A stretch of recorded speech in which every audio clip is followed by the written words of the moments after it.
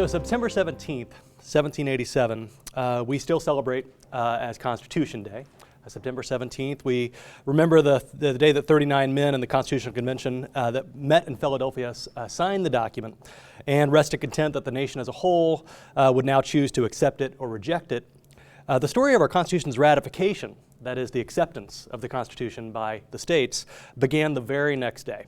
By 11 a.m. on September 18th, the Pennsylvania Assembly, a unicameral body, meaning they only had one house in their state legislature, that had met upstairs in the same building that the Constitution was being drafted, had been formally presented with the text of the Constitution, and surely they were happy to be back in the first floor chamber. They got to move back downstairs after the Constitutional Convention was done. On September 18th, they read the text of this proposed Constitution aloud for the Assembly and for a large crowd of citizens in the gallery. Benjamin Franklin was the president of this assembly and a delegate to the convention, and he proposed that the assembly work quickly to establish a ratifying convention here in Pennsylvania of specially elected delegates and in all hopes of becoming the first state to ratify this new constitution. By September 25th, that was a Tuesday, the Assembly voted to print 2,000 copies of this constitutional text, this proposed Constitution, in English, and 1,000 copies in German for distribution throughout the state. And that day, September 25th, for George Clymer, a convention delegate that had helped to draft the Constitution and a wealthy Philadelphia merchant, moved that a ratifying convention be held. He moved that they gather together on the last day of November, 1787. Now here, critics of the constitutional revisions that were being proposed began to speak up. Why move so quickly? Robert Whitehill noted that he guessed only one Pennsylvanian out of 20 knew anything at all about the text of this Constitution. And besides, the Congress that was meeting under the current government, the Articles of Confederation, hadn't even formally submitted the convention's proposals to the rest of the states, which surely must be an absolute necessity. We currently live under a federal government. We can't simply replace it without hearing from that Congress first. When it became clear that the Assembly would vote to hold a hasty ratifying convention, some of the dissenting minority, Robert Whitehill among them, who were confident that this haste signaled some kind of conspiracy, may be too strong a word, but some kind of effort to evade the will of the people by moving quickly before the people had a chance to inform themselves, opted to stay away. It's a legislative stalling tactic that we still see at times in recent years, but they knew they could postpone any future votes by simply preventing the Pennsylvania Assembly from assembling a quorum. The remaining assemblymen were forced to adjourn for the day, and the very next day, by now we're at Saturday, September 29th, a writer from New York brought news that the Congress, that is the Congress under the Articles of Confederation, had agreed to submit the proposal to the states.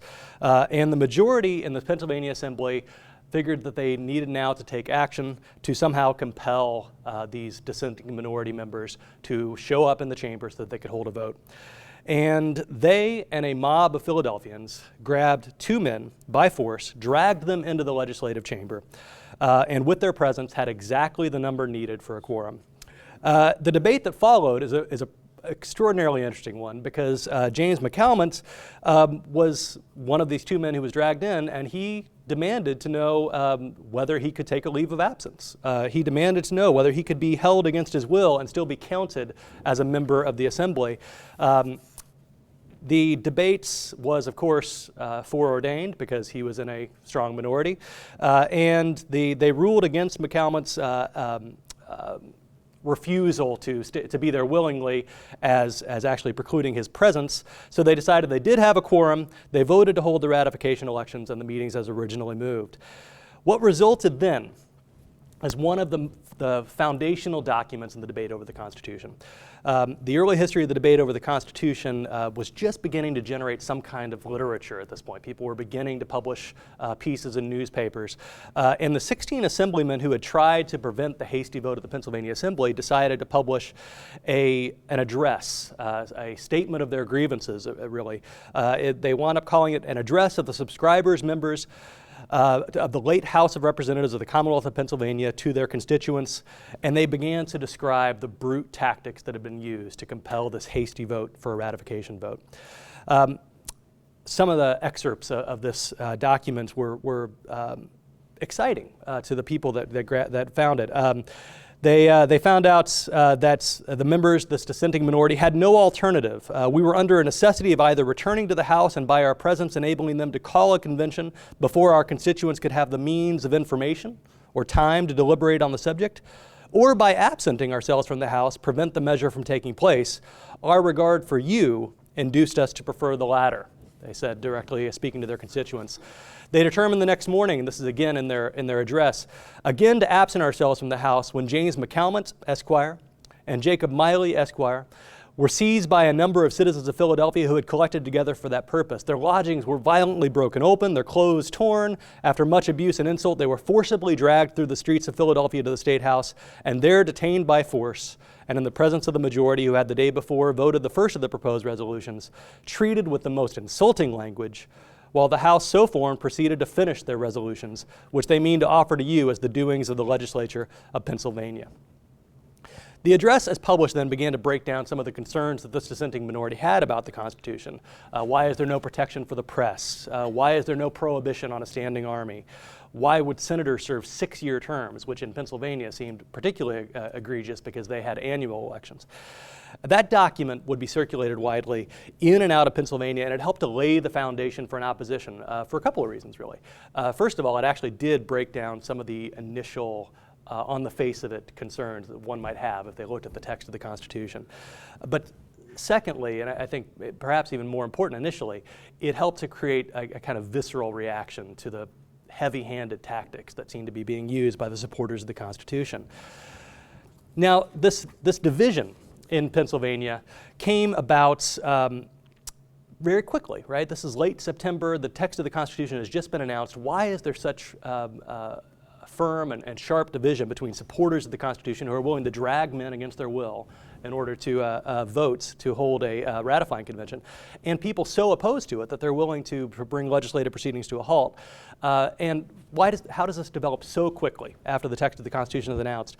In large part, it's a continuation of a division that Pennsylvania had long before 1787.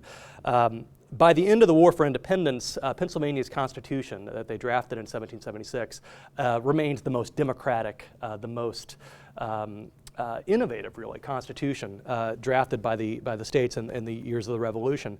And there were plenty of people who thought it was simply too democratic, that this idea of a unicameral legislature, annual elections, no single executive. They didn't even have a governor or a president. They had a committee that was headed by one person. And this, at the moment, it happened to be Ben Franklin.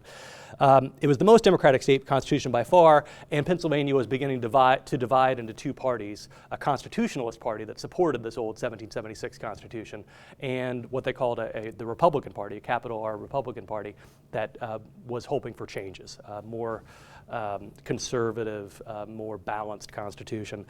During the debate over the Constitution of 1787 and 1788, with a few exceptions, constitutionalists, that is people that supported the old 1776 Pennsylvania Constitution, were anti-federalists. They did not like this new, strong central government, and Republicans gathered on the side of the Federalists.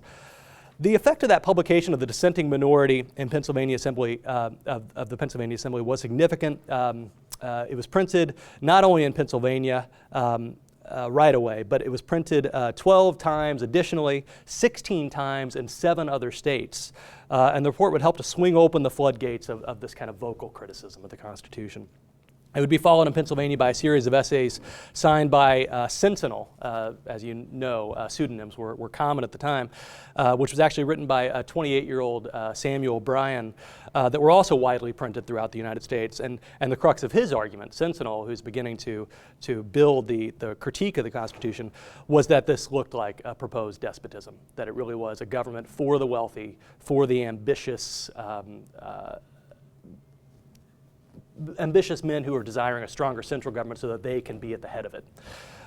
Defenders of the Constitution rose to the challenge right away of this emerging critique, and they were led by James Wilson, a member of the Constitutional Convention, a great legal thinker in his time, and he had spoken 168 times in the Philadelphia Constitutional Convention, more than anyone else except for his fellow Pennsylvania delegate, Gouverneur Morris, and he knew what he was talking about, and he would stand up on repeated occasions, both in print and in person, and break down the critiques of the Constitution and answer them one by one by one.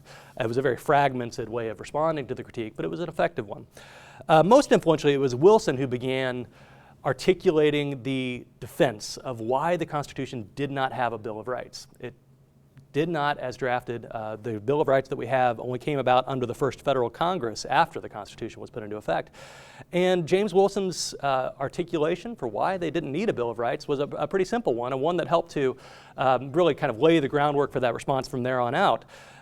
Why have a Bill of Rights to limit what the government can do when the Constitution only says what the government can do, right? The government can't do anything that the Constitution doesn't already specify.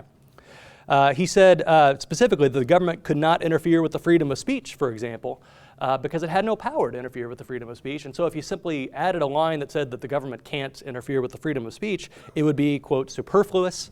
And worse, it might even be dangerous, right? It might then imply that the government did have some power to affect the freedom of speech, because otherwise, why specify later that it had limits to that power? By late October, with the date of a scheduled ratifying convention less than a month off, Gouverneur Morris speculated about the chances of a yes vote in Pennsylvania, and he wasn't confident.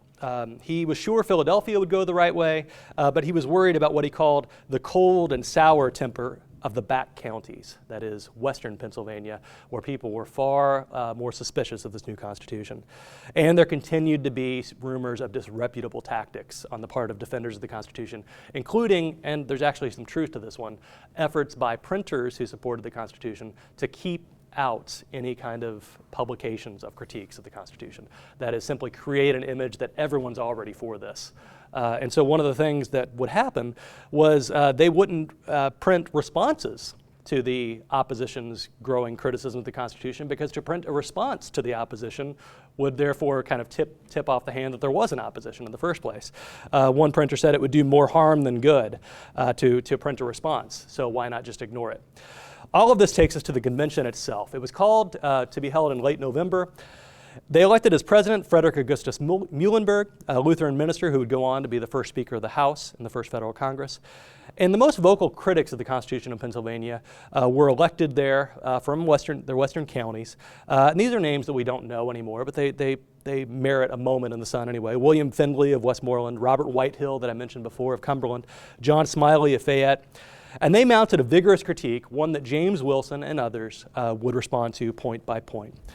Again, their chief critique right now was, why rush? Why hurry so much? It took 4 months to write the Constitution. Can't we at least spend 4 weeks to talk about it? They asked to go into a committee of the whole to enable a more vigorous debate. They asked why the Constitution began with the words "we the people" instead of "we the states." It seemed to foreordain a consolidated empire that might mean that the government of Pennsylvania would be taking would be on a short road to its own destruction. They asked why the Constitution didn't protect jury trials in civil cases. That prompted a strange debate over whether Sweden had ever had a jury trial that they thought was extraordinarily important for some reason. But at every turn, the votes of the convention, and this is an interesting aspect of Pennsylvania's ratification debates that are very different from some of the other states. At every turn, the votes of the convention looked almost exactly the same. About 44 people for whatever vote seemed to lead to the ratifying of the Constitution, and about 24 opposed, give or take 1 or 2. In many cases, people had arrived at the convention with clear instructions from the people that had elected them to either support or oppose the Constitution. They had a clear mandate, they believed, and they didn't want to sway from it. In other cases, they had simply strongly held opinions, and they weren't about to be swayed by orations one way or the other. And so, after a couple of weeks of debate, the convention ratified the Constitution on December 12th with a final vote of 46 to 23, much like it looked on day one. Bells tolled, cannon fired, although Delaware had beat them to the punch, and Pennsylvania became the second state to ratify the Constitution. But the dissenting minority was not done, and this helps to kind of point the way forward to the debates in other states. 3 days later, a publication by the Pennsylvania Packet was first printed that would be reprinted over and over again. It was called The Dissent of the Minority of the Convention. And it outlined all of the reasons that 21 out of the 23 no votes, they signed it personally, were concerned about the future. Particularly, it outlined all the reasons that this new Constitution might produce a consolidated and despotic government. Their fears, this dissent of the minority, helped to establish some of the vocabulary of the criticisms of the Constitution in state after state from this point forward. And the ways that critics of the Constitution were able to describe not just their philosophical objections to the Constitution, but also the ways in which they believed that they'd been coerced and cajoled into supporting it in ways that seemed undemocratic and disrespectful, helped to shape the debates to come as each of the remaining 11 states read, debated, and dissected what would ultimately become our nation's Constitution. Thanks.